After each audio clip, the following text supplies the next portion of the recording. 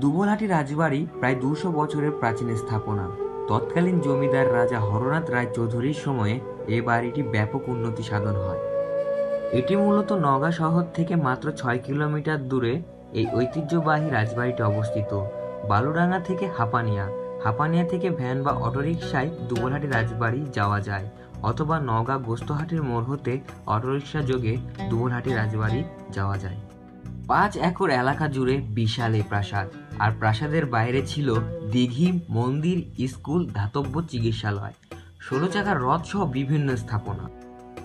রাজপ্রাসাদের সামনে রোমান স্টাইলে বড় বড় পিলারগুলো রাজাদের রুচির পরিচয় বহন করে।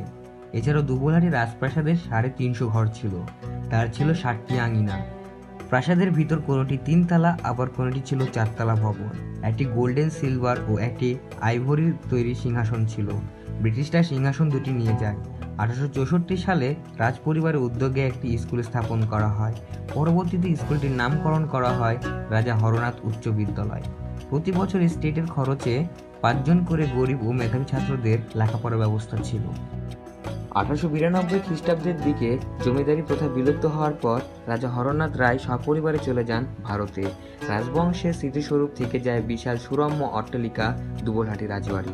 পরবর্তীতে এটি সরকারি সম্পদ হিসাবে প্রত্নতত্ত্ব বিভাগ নিজেদের অধীনে নেয়।